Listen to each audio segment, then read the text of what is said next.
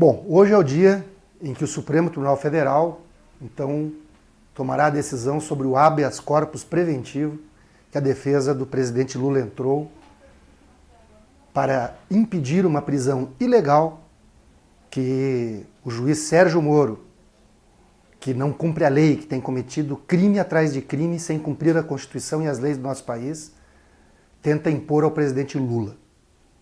É um dia histórico. Hoje nós vamos ver se o Supremo Tribunal Federal preza a Constituição do nosso país, preza as normas do direito internacional, preza todas as convenções internacionais sobre a presunção da inocência e se o Supremo Tribunal Federal está alinhado ao golpe ou não está alinhado ao golpe. Então é um dia histórico que nós viveremos hoje. Eu quero dizer aqui que o Lula, ao contrário do que a Rede Globo e as suas seguidoras, emissoras de rádio, televisão, jornais, que seguem os editoriais da Globo, ao contrário do que eles afirmam, o Lula não será privilegiado se o Supremo Tribunal Federal entender que cabe o habeas corpus. O Lula, na verdade, ele tem sido submetido a um processo de exceção. Ao contrário do que acontece com outras pessoas que respondem a processos judiciais, onde, via de regra, o devido processo legal é garantido, ao Lula esse devido processo legal tem sido negado. Então o Lula tem sido perseguido e não privilegiado. E eu vou aqui fazer algumas argumentações que demonstram claramente isso. Em primeiro lugar, qual é a acusação que se faz ao Lula nesse caso?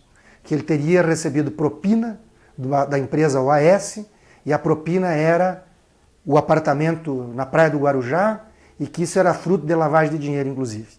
Pois bem, não há uma prova sequer de que esse apartamento é do Lula nos autos do processo ao qual o Sérgio Moro o condenou e o TRF4 agravou, inclusive, a condenação. Pelo contrário, todas as provas ali demonstram a inocência do Lula. Primeiro, o apartamento não é dele, o apartamento é escriturado no nome da OAS, que adquiriu esse apartamento de uma cooperativa habitacional, a Bancop, que estava em dificuldades financeiras e como toda empresa que entra em dificuldades financeiras, o que ela fez? Ela vendeu parte dos seus ativos para equilibrar o seu caixa. Veja que esse apartamento, esse prédio de apartamentos era construído por uma cooperativa habitacional, a Bancop. E a dona Marisa tinha comprado cotas dessa cooperativa para adquirir um apartamento. E pagou, inclusive, parte das cotas. Mas essa cooperativa entrou em dificuldades financeiras e, como toda empresa que entra em dificuldades financeiras, vende parte dos seus ativos para equilibrar o caixa. E ela vendeu para quem? Vendeu para uma empresa que atua no mercado de incorporação imobiliária e também atua em outras áreas da construção civil pesada, inclusive. Mas uma empresa que normalmente atua nesse mercado.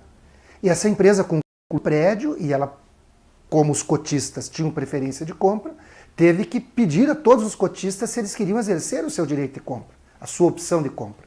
Por isso que a dona Marisa e o Lula foram visitar o prédio. Mas o prédio e o apartamento é escriturado em nome da OAS. A OAS ofereceu esse apartamento e esse prédio em garantia numa operação de crédito. Credores da OAS, empresas para a qual a OAS está devendo, entraram com ações judiciais pedindo penhora de bens e esse bem, por decisão do Poder Judiciário, foi penhorado, inclusive, em favor de ações judiciais que os credores da OAS têm, mas o Deltan Dallagnol e o Moro dizem que o apartamento é do Lula. E a dona Marisa e o Lula não quiseram exercer a sua opção de compra. Então, primeiro, tem esse grave problema da ausência de provas. Agora, como o Dallagnol, o Moro e os 3 desembargadores lá do TRF4 dizem que não precisa ter prova, que basta ter a convicção, né, que o Lula é o chefe da quadrilha, porque ele é o presidente da República. Bom, que houve corrupção na Petrobras, houve corrupção na Petrobras. Mas que se punam os efetivamente que praticaram a corrupção. E não o Lula, que não tem envolvimento nenhum com isso. O fato dele ser presidente da República quer dizer que ele sabia de tudo que estava acontecendo? Qualquer pessoa sabe que isso começou há muito tempo atrás. Aliás, um dos delatores disse que começou lá atrás no governo Sarney a corrupção na Petrobras. E o Moro e essa turma não fizeram nada em relação a isso. Só interessava de 2013 em diante. Por quê de 2013 em diante? Porque era o governo do Lula, era o governo do PT. Então, primeiro, já há uma perseguição política, uma condenação sem provas, absurda e ilegal. Segundo lugar, O Moro é juiz competente para julgar processos da Lava Jato. E nos embargos de declaração da sua condenação ao Lula, ele reconhece que a OAS não comprou esse prédio de apartamentos com recursos oriundos de contratos que ela tinha com a Petrobras. Opa, pensem bem. O próprio Moro diz, não, esse prédio de apartamentos a OAS comprou, mas não eram recursos oriundos de contratos que ela tinha com a Petrobras. Consequentemente, não pode ser produto de propina, de superfaturamento ou coisa do gênero. Portanto, não era o Moro o juiz competente para julgar isso. Mas foi mantido lá, cometendo uma ilegalidade, cometendo algo que não é do ordenamento jurídico e do processo penal brasileiro. Então, aí já há uma segunda situação onde o Lula vem sendo prejudicado. Terceiro lugar, eles condenaram, o TRF4 agravou. Aí a defesa do Lula, inclusive, vem argumentando que houve grave cerceamento de defesa. Um dos mais graves cerceamentos de defesa que foram feitos nesse processo é que eles dizem que houve lavagem de dinheiro. A lei brasileira diz que para comprovação de um crime de lavagem de dinheiro tem que ter perícia técnica que mostre o ciclo, por onde que o dinheiro que era sujo circulou até ser lavado, limpado, digamos assim, para dar áreas de legalidade a esse dinheiro. Pois o Deltão Dallagnol e os promotores da Lava Jato não pediram a perícia técnica. Aí a defesa do Lula pediu a perícia técnica. O que eles fizeram? O que o Moro fez? Indeferiu o pedido de perícia técnica. Isso é um grave cerceamento de defesa. Só por isso esse processo devia ser nulo. Mas seguiram e condenaram. Aí a defesa do Lula ainda tem o direito de fazer o recurso ao STJ e ao STF. E aí entra uma outra questão grave que está acontecendo. A questão de que pode ser preso alguém se houver uma condenação em segunda instância. Veja que a Constituição da República Federativa do Brasil, já nos seus primeiros artigos, diz que o Brasil é um Estado democrático de direito. E diz que a presunção da inocência de qualquer pessoa que é acusada é um princípio constitucional, é um direito e garantia individual. E diz que ninguém pode ser considerado culpado se não houver uma sentença condenatória com trânsito em julgado, ou seja, que o réu, a pessoa que é acusada, tem esgotado todo o seu direito de defesa em todos os níveis possíveis. E, portanto, o Lula ainda tem direito a recorrer ao STJ e ao STF. Mas aí o Moro já quer prender o Lula, por conta de uma decisão do Supremo Tribunal Federal lá atrás, também no julgamento do habeas corpus, onde eles disseram que, bom, havendo elementos para a prisão, pode ser preso. Aliás, o próprio Código de Processo Penal prevê isso. Existe a chamada prisão preventiva, cautelar, enfim, né? Sujeito que matou alguém, coloca em risco de vida, pode não ter nenhuma condenação ainda e ser preso preventivamente. Alguém que está sendo investigado e que, se ficar solto, pode destruir provas, pode ser preso preventivamente. Tem outros casos em que pode haver a prisão preventiva. Então, já há esse instituto jurídico no ordenamento jurídico brasileiro. Mas o princípio constitucional da presunção da inocência e de que ninguém é culpado sem sentença condenatória com trânsito julgado, são princípios que a Constituição brasileira acata, que são princípios acatados por todos os países democráticos do mundo. Vamos pegar a União Europeia como exemplo. É a Convenção dos Direitos Humanos da União Europeia que prevê esses princípios, que está inclusive superior inclusive às constituições dos países que compõem a Comissão Europeia. Por isso que o advogado que defende o Lula no Conselho de Direitos Humanos das Nações Unidas, onde a defesa do Lula levou a denúncia de que o devido processo legal não está sendo garantido ao Lula, falou, do julgamento do TRF4, que em tribunal nenhum da Europa aconteceria o que está acontecendo aqui no Brasil. Então, ao contrário do que se diz, o Lula não está sendo privilegiado, ele está sendo perseguido. De mais a mais, lá no TRF4, eles botaram o processo do Lula na frente de todos os outros processos anteriores. Eles furaram a fila para agilizar a condenação do Lula com um único objetivo: de condená-lo, de tentá-lo prender e tentar inviabilizar que ele possa ser candidato à presidência da República. Porque não tenham dúvida, o Moro e esses promotores da Lava Jato, eles são consorciados ao golpe que aconteceu em 2016, um golpe que visa única e exclusivamente garantir os interesses de grandes corporações privadas internacionais e seus sócios aqui dentro do Brasil, garantir os interesses de nações que querem subordinar a nação brasileira aos seus interesses econômicos e geopolíticos. Por isso está sendo quebrada a soberania do nosso país, por isso eles já mudaram a lei da exploração do petróleo, por isso eles já fizeram uma reforma trabalhista que garante a exploração dos trabalhadores e aumenta a exploração do capital sobre o trabalho. Por isso eles já fizeram aquela emenda constitucional que congela os gastos com saúde, educação, previdência e tudo que é importante para o povo, enquanto que o dinheiro para os banqueiros, através do pagamento de juros e serviços da dívida pública e tantas outras formas, não tem limite nenhum. Né? E o que tem acontecido é que os mais ricos estão ficando cada vez mais ricos, a classe média está empobrecendo e os trabalhadores estão ficando cada vez mais pobres. O Moro e esses juízes da Lava Jato, esses promotores da Lava Jato são aliados a esse golpe. Aliás, eles têm inclusive assessoramento do Departamento de Justiça norte-americano. O vice do Departamento de Justiça norte-americano, numa palestra lá nos Estados Unidos, que já circula pelas redes sociais, disse que a colaboração do Departamento de Justiça com a Lava Jato, só que não há registro nenhum no Estado brasileiro dessa colaboração. É outra grave ilegalidade que está acontecendo. Por que o Departamento de Justiça norte-americano contribuiria com uma investigação que tenta atacar uma liderança como Lula, que quando governou o país, construiu uma política internacional altiva e soberana, que articulava os países da América Latina e do Caribe, nos países em desenvolvimento, que contribuiu para a criação dos BRICS, o Banco dos BRICS, a Unasul, tentando fazer com que as relações internacionais, os países em desenvolvimento e menos desenvolvidos tivessem melhores condições de negociação com as grandes potências que historicamente querem os países menos desenvolvidos como verdadeiras colônias suas. Por que o Departamento de Justiça mesmo quer isso? Porque quer enfraquecer, como historicamente fez aqui no Brasil e em outros países, essas lideranças. Foi essa mesma turma que representava esses mesmos interesses que se mobilizou contra o Getúlio e levou o suicídio do Getúlio. E o suicídio do Getúlio impediu que eles dessem o golpe em 54. E o argumento era o argumento da corrupção, como agora, colocando questões que efetivamente acontecia, mas botando a culpa num dirigente que não tinha nada a ver com isso, para derrubar o seu governo e garantir os interesses dessas grandes potências. Fizeram a mesma coisa com o Jango em 1964, com o golpe militar. Hoje a Rede Globo não tá querendo só estabelecer pressão sobre o STF, sobre o Ministério Público, para que eles façam os seus objetivos. A mesma Rede Globo que apoiou o golpe militar em 64, inclusive ontem, tentou explorar uma nota, uma tuitada do general comandante do Exército, para tentar criar um constrangimento sobre o Supremo Tribunal Federal, para atender os seus interesses, para que não seja concedido o habeas corpus ao Lula.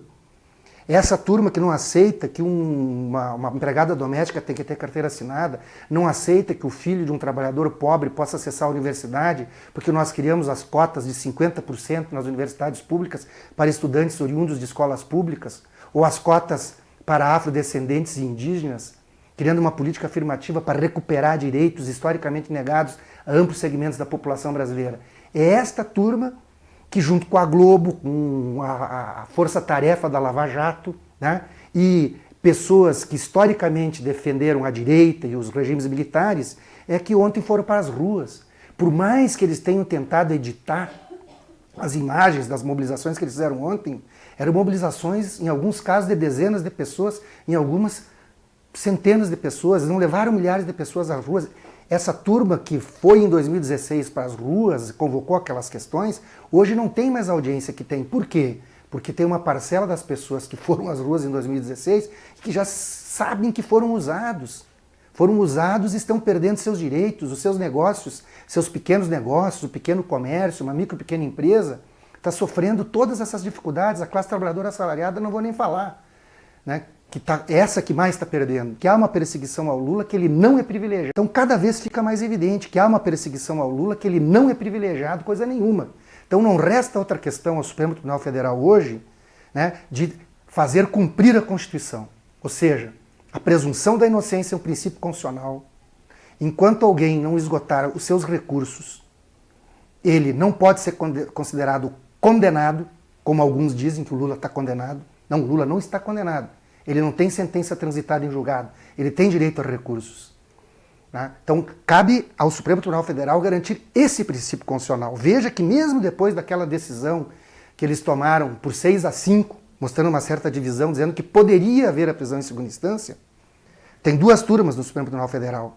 As turmas do Supremo Tribunal Federal julgam de forma distinta essas questões. A turma onde o ministro Fachin é membro, inclusive, majoritariamente tem concedido os habeas corpus e tem entendido que o princípio da presunção da inocência e esse princípio constitucional de que ninguém é considerado culpado sem a sentença transitada do julgado deve ser atendido e tem concedido esses habeas corpus. O que o Fachin fez? Porque ele entende ao contrário, ele é minoritário naquela Câmara. O que o Fachin fez? Ele recebeu o habeas corpus, em vez de decidir, dizer indefiro o habeas corpus, o que permitiria a defesa do Lula, como acontece corriqueiramente naquela Câmara, permitiria a defesa do Lula fazer o recurso àquela Câmara do Tribunal de Contas, do Supremo Tribunal Federal, e eles decidiriam a favor do habeas corpus. O Fachin, sabendo disso, o que fez? Ele indeferiu, aliás, ele não indeferiu, ele nem foi a favor nem contra. Jogou para o plenário, onde ele acha que no plenário pode ser mais fácil para ele atender o interesse que ele defende ali. Então já ali foi também quebrado um direito que ele tinha. O Fachin agiu de forma diferente do que age com outros processos que tramitam naquela Câmara.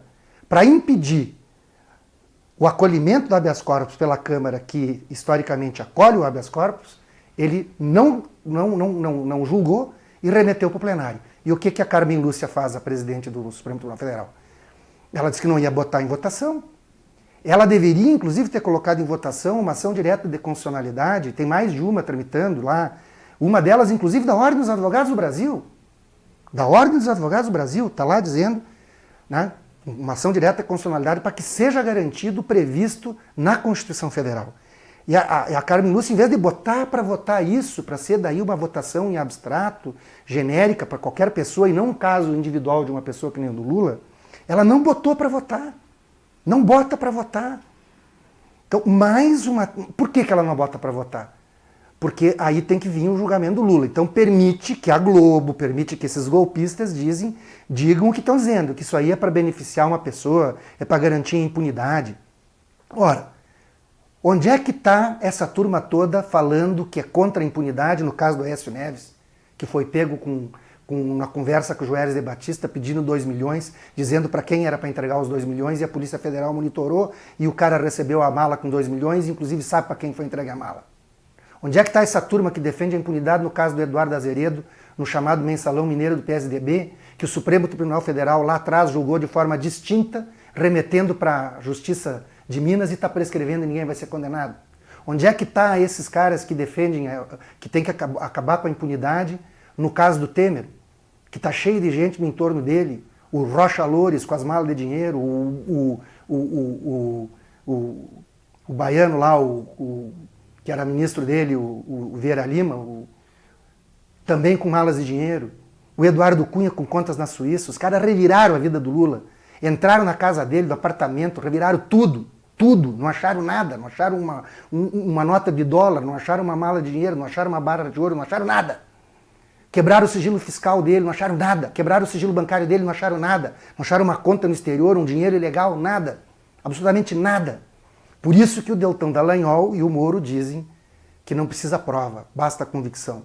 É a maior demonstração de que eles não têm prova. Então, ao contrário do que eles vêm tentando dizer, o Lula não é privilegiado em nada, pelo contrário. O argumento de que a justiça é morosa, no caso do Lula é o contrário, ela está sendo acelerada além do normal.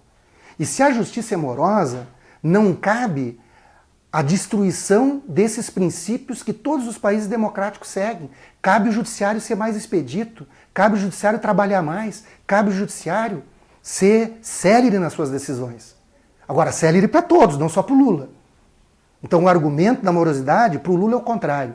Está sendo mais rápido, inclusive furando a fila normal do julgamento dos processos lá no TRF4. Tudo isso, repito, para tentar condená-lo, para tentar prendê-lo, para tentar impedir que ele seja candidato à presidência da República e para garantir a continuidade desse golpe. Então, esse dia é um dia histórico. Nós vamos ver se o Supremo Tribunal Federal defende a Constituição ou se ele é um Supremo Tribunal Federal que rasga a Constituição e defende o golpe. Por isso, todas as pessoas que têm uma consciência democrática têm que se insurgir contra isso, têm que denunciar isso né, e fazer a defesa dos interesses do nosso país.